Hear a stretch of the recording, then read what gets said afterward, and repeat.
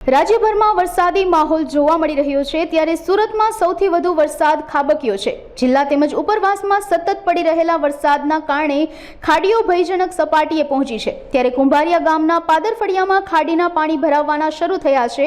પાદરફળિયાના 50 ઘર કમર સુધીના પાણીમાં ગરકાવ જોવા મળ્યા હતા। ઘરોમાં પાણી ભરાતા લોકોને હાલાકીનો સામનો કરવો પડી રહ્યો છે।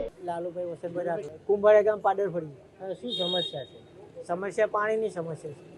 કઈ રીતે પાણી ભરાય છે ને કેટલા સમયથી પાણીની સમસ્યા? પાણી સમસ્યા આ કચરાની હિસાબે ને આ આપણે કુંભેશ્વર મહાદેવ મંદિર છે ત્યાં જે સારથી દિવાલ પડી ગયેલી છે એ જગ્યા નાની છે ત્યાંથી પાણીનો નિકાલ નહીં થાય। પાણીનો ત્યાંથી નિકાલ કોઈ નથી।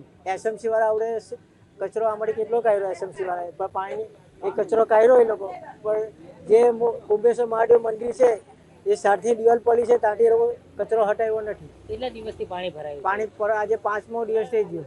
નુકસાન તો બધાને બહુ નુકસાન થયું છે। હજુ સલંગ 4 દિવસ પાણી પડે તો આ ઘરોની ઉપરથી પાણી જાય।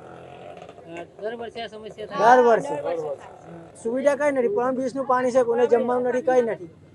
કોર્પોરેટર બી આવીને જોઈને જતી રહ્યા પણ કોઈને કઈ કીધું નથી। કઈ કીધું નહીં, હમણાં જ આવીને કહ્યું કલાડો વિસ્તાર એટલે આમ કેટલા વર્ષોથી પાણી ભરાય, બહુ વર્ષોથી પાણી ભરાય છે। અમને બહુ જ તકલીફમાં છે ભાઈ। અહીંયા પાદરફળિયું કઈ એટલે આમ તકલીફ અમને વધારે છે। અમે બહુ વર્ષો થઈ ગયા પાણીથી।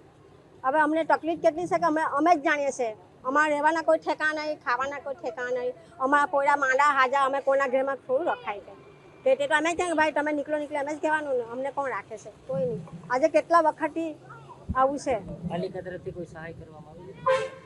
એવું તો કઈ સહારા કઈ મળે નહીં અમ લોકોને।